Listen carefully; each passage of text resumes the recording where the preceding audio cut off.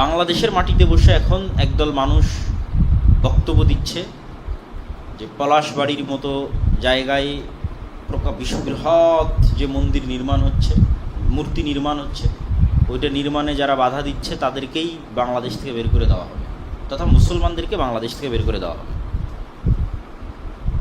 তো বাংলাদেশেরই তো স্বাধীনতা এবং সার্বভৌমত্বের কোনো গ্যারেন্টি নেই, এবং এই জিনিসগুলোকেও ছোট হিসেবে দেখার সুযোগ নাই। কেন ছোট হিসেবে দেখার সুযোগ? সবসময় বলি যে অন্য আর একটা জাতি কী করছে আর আপনি কী করছেন, এটার তুলনা। কেন সে বিজয়ী হবে না আর কেন আপনি পরাজিত হবেন না? যদিও বাঙালিদের সাথে রামকেন্দ্রিক অথবা রাম নবমী কেন্দ্রিক যে সংস্কৃতি, এটির খুব একটা চর্চা নাই, কলকাতার হিন্দুদের মধ্যেও ছিল না। সবচেয়ে বড় করে যে পূজা উদযাপিত হয় পশ্চিমবঙ্গে সেটা হচ্ছে দুর্গা পূজা। দুর্গা, কালী, সরস্বতী, এগুলো হচ্ছে বাঙালিদের, হিন্দুদের উদযাপিত দেবদেবীর নাম। আর রাম, কৃষ্ণ, বিষ্ণু এগুলো হচ্ছে উত্তরপ্রদেশের, রাজস্থানের, অযোধ্যার ওই সমস্ত অঞ্চলের হিন্দুদের কালচার। দুর্গা পূজা যেইভাবে পশ্চিমবঙ্গের হিন্দুরা উদযাপিত করে, রামনবমী কিন্তু এইভাবে উদযাপিত করে না, বরং অনেক ছোট পরিসর হয়। এখন পলিটিক্যাল কারণে হচ্ছে। তো বিজেপির যে উত্থান, এই উত্থানের সাথে পলিটিসাইজ করা হয়েছে, জয় শ্রীরাম স্লোগানকে পলিটিসাইজ করা হয়েছে, রাজনীতিকরণ করা হয়েছে।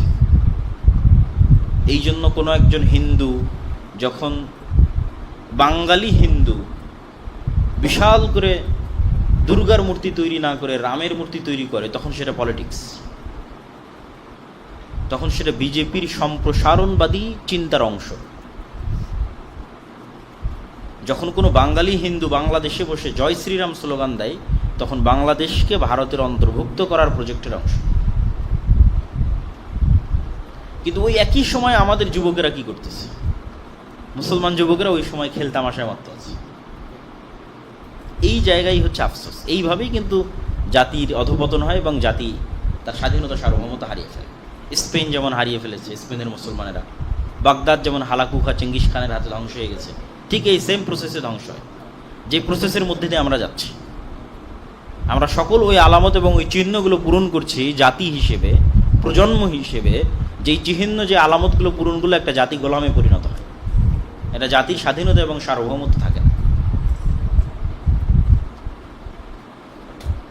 এবং এখানে এই পয়েন্টটা আমাদের আরও একটা বিষয় মনে রাখতে হবে, যে মুসলমানেরাই সবচেয়ে বেশি আন্তরিক ছিল 47-এর পূর্বে, 1905-এর পূর্বে, যে উভয় বঙ্গ এক থাক এবং ভারত বা পাকিস্তানের অন্তর্ভুক্ত না হয়ে আলাদা রাষ্ট্র হোক। কিন্তু যারা কট্টর হিন্দুত্ববাদী বাঙালি ছিল, তারাই মূলত স্বদেশ আন্দোলনের নামে, আমার সোনার বাংলা গানের নামে, এবং তাদের মতো আর যত কবি এবং সাহিত্যিক আছে, তারা উভয় বাংলাকে এক রাখতে চেয়েছে, স্বাধীন হিসেবে নয়, ভারতের অধীনস্থ হিসেবে। তখনই শেরে বাংলা একে ফজলুল হক এবং হোসেন শহীদ সোহরাওয়ার্দী, তাদের মধ্যে শত মতভেদ থাকলেও তখন তারা সিদ্ধান্ত নিল যে না, এটা হলে আমরা আগে যে ডাবল কলোনির অধীনে ছিলাম, দুইটা কলোনি, একটা কলোনি ব্রিটিশ, আবার ব্রিটিশরা সব দায় দায়িত্ব দিয়ে রেখেছিল হিন্দু জমিদারদের, তাহলে আমরা হচ্ছে 3 নাম্বার। আমাদের উপরে দুইটা কলোনির স্তর আছে, আমাদের উপরে আছে হিন্দু জমিদাররা, তার উপরে আছে ব্রিটিশ ইংরেজরা। এই দুইটা কলোনির বিরুদ্ধে ফাইট করেছে আমাদের বাপদাদারা 190 বছর, যখন আমাদের জমি জায়গারও স্বীকৃতি ছিল না। 1905 সালে কম দুঃখে এই বঙ্গের মুসলমানেরা বাংলাকে আলাদা করার জন্য আন্দোলন করেনি। তাহলে 1947 নয়, তারও আগে এই বাংলার মুসলমানেরা চিন্তা করেছিল যে না, আমরা হিন্দুদের সাথে থাকতে পারবো না, হিন্দু জমিদারদের সাথে আমাদের পক্ষে থাকা সম্ভব নয়, থাকলে মাজলুম অবস্থায় থাকতে হবে। সুতরাং বাঙালি পরিচয়ের নামে, কলকাতার বাঙালি সংস্কৃতির নামে যে উভয় বাংলাকে এক করার একটা প্রবণতা, এইটা আমাদের বাপদাদাদের 190 বছর যে দুইটা কলোনির বিরুদ্ধে তারা লড়াই করেছে, হিন্দু জমিদারদের বিরুদ্ধে এবং ব্রিটিশ ইংরেজদের বিরুদ্ধে, তার বিরুদ্ধে অবস্থান। এবং এটা গভীর ষড়যন্ত্র।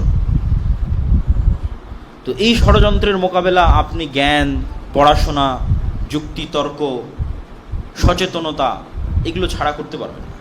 আর যত সময় নষ্ট এবং অকাজে আমাদের সময় ব্যয় হবে, অকাজে আমাদের অর্থ এবং শ্রম ব্যয় হবে, তত আমরা আমাদের এই জায়গাগুলো হারিয়ে ফেলব। যেই জায়গায় ইহুদিরা এগিয়ে আছে, যেই জায়গায় হিন্দুরা এগিয়ে আছে পথভ্রষ্ট হওয়ার পর, সেই জায়গায় সত্য এবং সঠিক পথে থাকার পরও মুসলমানরা শুধু শয়তানের প্ররোচনায় পা দিয়ে পিছিয়ে পড়ছে। এখানে আর দুই একটা হাদিস বলে আমার এই পয়েন্টের আলোচনা শেষ করব।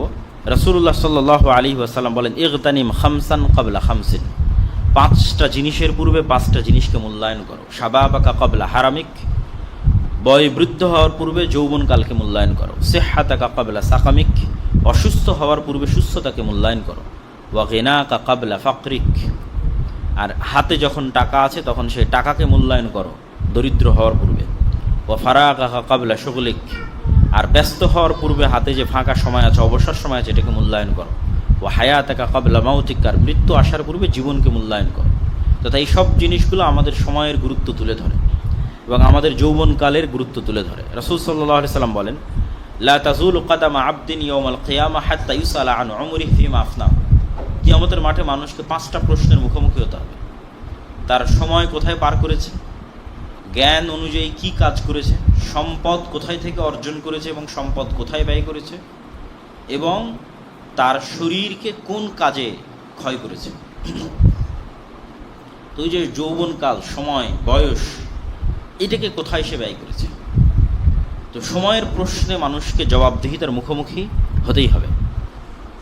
এই জন্য আমরা উদাত্ত আহ্বান জানাই যে আমরা যেন আল্লাহর মহৎ সৃষ্টির যে উদ্দেশ্য, পৃথিবীর প্রতিনিধিত্ব করার যে দায়িত্ব এবং উম্মতে মুহাম্মাদি হিসেবে মানুষকে জান্নাতের পথে নিয়ে যাওয়ার যে দায়িত্ব, এইটা সম্পর্কে সচেতন হই এবং আমাদের আশেপাশে মানুষ যে সময় নষ্ট করতেছে, কাজ নাই, চায়ের স্টলে, অফিসে, আদালতে, ফেসবুকে খেলা দেখায়, তাদেরকে এবং নিজেরাও হেদায়েত হওয়া এবং তাদেরকেও হেদায়েত করার চেষ্টা করা।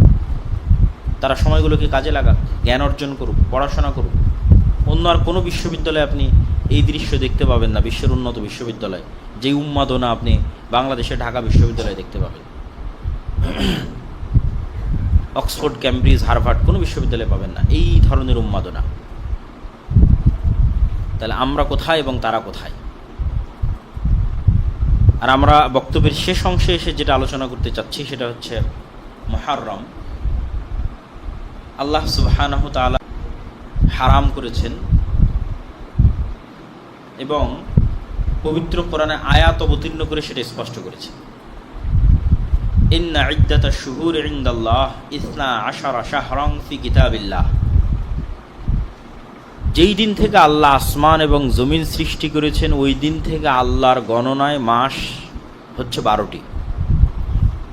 যেই দিন থেকে আল্লাহ আসমান এবং জমিন সৃষ্টি করেছেন ওই দিন থেকে লাউহে মাহফুজে আল্লাহ সুবহানাহু তাআলার গণনায় মাস 12টি।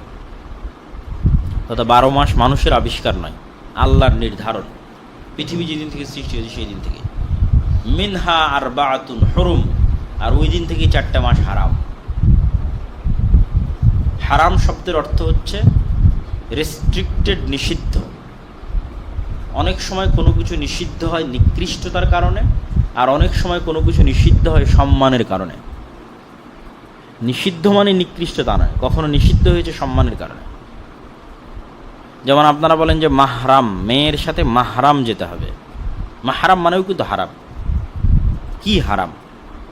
ওই মেয়ের সাথে যার বিবাহ হারাম সে তার মাহরাম। যেমন মেয়ের সাথে তার পিতার বিবাহ হারাম, নিষিদ্ধ। তো এই নিষিদ্ধ মানে একজন আরেকজনের জন্য নিকৃষ্ট না। হারাম কখনো নিকৃষ্টতার কারণে এবং কখনো সম্মানের কারণে। তাহলে ঠিক তেমনি সম্মানের কারণে হারাম কি? প্রাইম মিনিস্টার যে এরিয়ায় আছে, সংসদ ভবন যে এরিয়া আছে, রেস্ট্রিক্টেড এরিয়া, ক্যান্টনমেন্ট যে এরিয়া আছে, নিকৃষ্ট হওয়ার কারণে রেস্ট্রিক্টেড না, অনেক দামি হওয়ার কারণে রেস্ট্রিক্টেড। অনেক দামি ভিআইপি পার্সনরা সেখানে আছে, রাষ্ট্রের গুরুত্বপূর্ণ দামি জিনিস রেস্ট্রিক্টেড, নিষিদ্ধ। তো এইরকমই আল্লাহ সুবহানাহু ওয়া তাআলার বিধানে কিছু শহর হারাম, কিছু এলাকা হারাম,